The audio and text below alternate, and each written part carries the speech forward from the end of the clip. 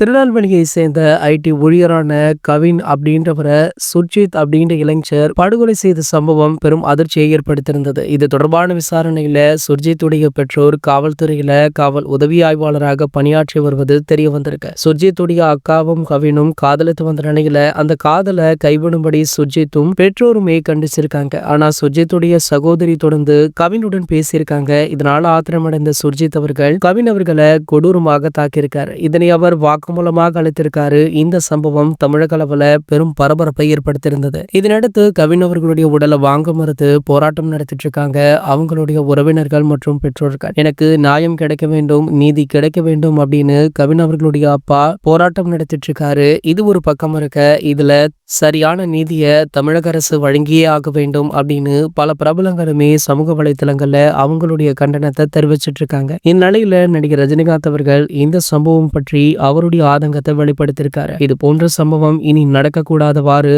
அப்படி ஒரு தீர்ப்பை தமிழக அரசாங்கம் வழங்க வேண்டும் அப்படின்னு சூப்பர் ஸ்டார் அவர்கள் தமிழக முதல்வர் அவர்களுக்கு கோரிக்கையை மேம்படுத்தியிருக்காரா.